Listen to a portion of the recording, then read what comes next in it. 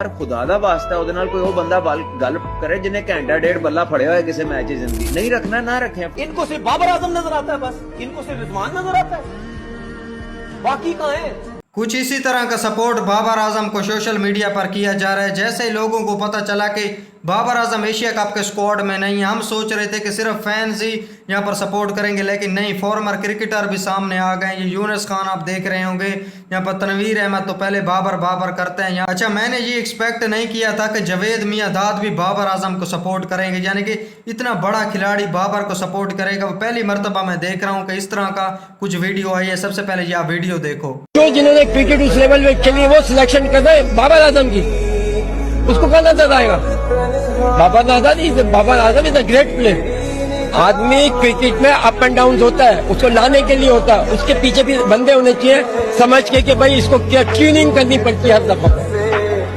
Cricket is like a radio. Cricket जो है ना एक रेडियो की तरह है कि you have to catch the station. कुछ इसी तरह का सपोर्ट बाबर आजम मोहम्मद रिजवान को किया जा रहा है। स्पेशली बाबर आजम को कमरान अकमल ने सपोर्ट किया है, यहाँ पर सलमान भट्ट ने सपोर्ट किया है, बासित अली ने सपोर्ट किया है। बासित अली और कमरान अकमल को तो मैं ये कहना चाहता हूँ, अभी ये बाबर एशिया कप के स्क्वाड में होता, सबसे पहले आपने डंडोरा पीटना था किसी टीवी चैनल पर बैठ के। अब आपको पता चल गया है कि भाई इंडिया ने तो हमें बैन कर दिया है, वहाँ से तो व्यूज़ नहीं आ रहे। अब बाबर आजम यानी कि पाकिस्तानी ऑडियंस को इकट्ठा करो, और सबसे ज़्यादा पाकिस्तान में सबसे ज़्यादा किसके पास है, बाबर रिजवान के पास, यानी कि बाबर आजम के पास। इसी वजह से कमरान अकमल बाबर को सपोर्ट करने वाला है। यहाँ पर बासित अली जो इतना क्रिटिसिज्म करता था कि ये एक ओवर में 3 छक्के सीधे नहीं मार सकता, वो अब कह रहा है कि बाबर को T20 में होना चाहिए था। पहले यही सब बोलते थे कि इनको T20 में नहीं होना चाहिए, अब यही अगर ये बाबर स्क्वाड में होता तो यही टीवी पर बैठ के एशिया कप में बोलते। ये भी बैठेंगे ना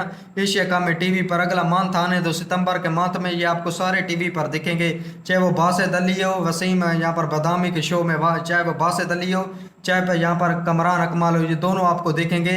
वहाँ पर ये बाबर को क्रिटिसाइज करते हुए आपको नजर आएंगे। लेकिन बाय द वे काफ़ी ज़्यादा यहाँ पर बाबर को सपोर्ट किया जा रहा है। हम सिर्फ ये एक्सपेक्ट कर रहे थे कि यहाँ पर सिर्फ फैंस ही सपोर्ट करेंगे, लेकिन यहाँ पर यूनुस खान ने सपोर्ट किया है। यहाँ पर आप देख रहे होंगे, यहाँ पर बासित अली पहले बाबर बाबर करते हैं, बासित अली कह रहा हूँ, तनवीर अहमद पहले बाबर बाबर करते हैं, बासित अली का सपोर्ट आ गया, वसीम अकरम का सपोर्ट आ गया, और भी काफ़ी मैं नाम देख रहा था, सलमान भट्ट का सपोर्ट आ गया, काफ़ी यूट्यूबर ने सपोर्ट किया, यानी कि काफ़ी ज़्यादा। अब तो PSL के मैनेजमेंट के यहाँ पर को ओनर भी सपोर्ट करने लगे हैं। जावेद अफरीदी का ये यहाँ पर ट्वीट आया है कि बाबर रिजवान को पाकिस्तान टीम में डालो, ये किसी एजेंडा से इनको दोनों को बाहर निकाला गया है। दूसरी तरफ मोहम्मद रिजवान ने इस पाकिस्तानी स्क्वाड को सपोर्ट कर दिया, यानी कि ट्विटर पर यह ट्वीट किया कि पाकिस्तान टीम को सपोर्ट किया जाए, यानी कि ये जो नेगेटिविटी चल रही है इनको पाकिस्तान टीम को स्क्वाड को सपोर्ट किया गया है। दूसरी तरफ यहाँ पर आ जाते हैं जो मेरा मुद्दा था, दो मेन टॉपिक पर बात करनी थी। सबसे पहले कि PCB ने यानी कि पाकिस्तान क्रिकेट ने यहाँ पर सेंटर कॉन्ट्रैक्ट अनाउंस कर दिया, और सेंटर कॉन्ट्रैक्ट में एक कैटेगरी नहीं है, यानी कि आप पूरी दुनिया को ये बता रहे हो कि हमारे पास एक कैटेगरी का प्लेयर ही नहीं है, चाहे वो बाबर आजम हो, मोहम्मद रिजवान हो। पहले दोनों एक कैटेगरी में थे, अब दोनों को B कैटेगरी में डाल दिया गया है, दोनों का 25-25 लाख काट दिया गया है। पहले 65 लाख एक कैटेगरी वाले को मिलेगा, यानी कि एक कैटेगरी को पहले 65 लाख मिलता था, अब उसको B कैटेगरी में 40 लाख मिलेगा, यानी कि 25-25 लाख ये सीधा बाबर रिजवान का काम होता है। अब दोबारा से दुगना आपको हेट सोशल मीडिया पर दिखेगा, क्योंकि एक कैटेगरी में भाई ये पाकिस्तान के 70 साल हिस्ट्री में पहली मरतबा हुआ है कि वो एक कैटेगरी अनाउंस ही नहीं की गई, यानी कि इस लायक ही नहीं समझा गया कि पाकिस्तान के तीनों फॉर्मेट का कोई बेस्ट प्लेयर है, 1+ क्रिकेट कोई भी नहीं खेलता। पूरी दुनिया को ये मैसेज गया कि भाई इनके पास एक कैटेगरी का कोई प्लेयर ही नहीं है, यानी कि इतनी नीचे क्रिकेट आ चुकी है। इसी वजह से माइक हाइसन लगा हुआ है इसे रिवाइव करने का, और जितनी बाबर आजम की बेइज्जती मेरे हिसाब से आकिब जावेद ने की है, इतनी दुनिया में किसी ने नहीं की। पहले यहाँ पर टेस्ट से बाहर निकाला, फिर T20 से बाहर निकाला, अब सेंटर कॉन्ट्रैक्ट से एक कैटेगरी से ही बाहर निकाल दिया।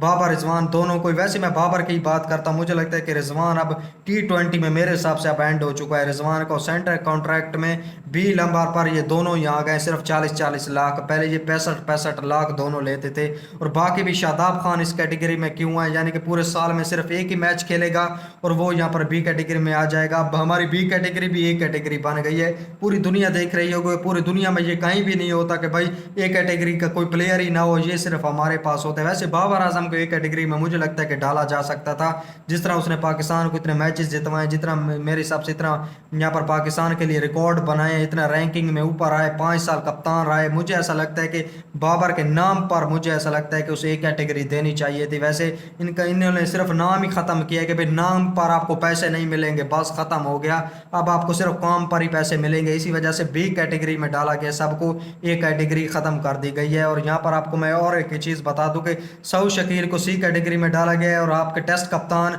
शान मसूद को डी कैटेगरी में डाला गया है। सी कैटेगरी में सऊद शकील को इसी वजह से डाला गया है, मैं आपको बता दूं कि आपकी जो नेक्स्ट टेस्ट सीरीज है उसमें शान मसूद को कप्तानी से हटा दिया जाएगा।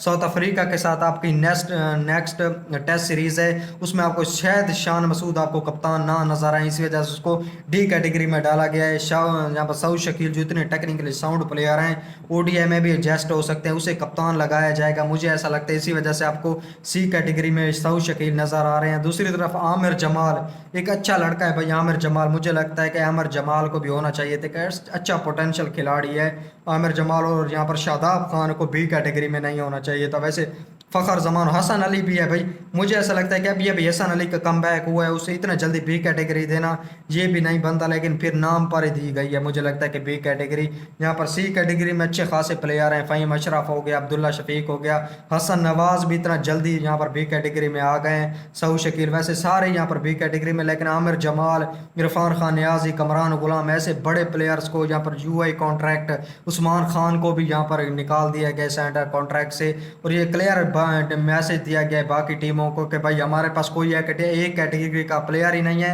और पूरी दुनिया भी हंस रही होगी कि भाई इनके पास एक कैटेगरी नहीं है, एक कैटेगरी का कोई प्लेयर ही नहीं है, और इनको तो हराना बाएं हाथ का खेल है, जिस तरह की पाकिस्तान की क्रिकेट हो गई है। वैसे ये मेरे पास यहाँ पर टॉपिक थे जो मैंने कवर करने थे। कल जो मेरी वीडियो आएगी वो आएगी पाकिस्तान स्क्वाड और वर्सेस इंडिया का स्क्वाड, यानी कि कौन सा स्क्वाड बेहतर है, जो कोई यहाँ पर इंडिया को, यहाँ पर पाकिस्तान का स्क्वाड क्या इंडिया को एशिया कप में 2 मैचेस हरा सकता है। ये हम कल वीडियो में बात करेंगे कि इंडिया के इतने तगड़े प्लेयर हैं, एक्सपीरियंस प्लेयर हैं, इतना हाई स्ट्राइक रेट के साथ खेलते हैं, क्या वो यहाँ पर पाकिस्तान इंडिया को हरा पाएगा 2 मैचेस में, ये हम कल बात करेंगे। इंटरेस्टिंग वीडियो होगी, पाकिस्तान स्क्वाड वर्सेस इंडिया का स्क्वाड। देखते हैं कि भाई ये ऊँट किस करवट बैठता है और हम किस टीम को विनर करार दे पाते हैं। वैसे इंडिया की टीम मैं पहले ही बोल के गया हूँ कि काफ़ी एक्सपीरियंस है, लेकिन वीडियो में डिस्कस करेंगे कि काफ़ी कमाल की वीडियो होगी।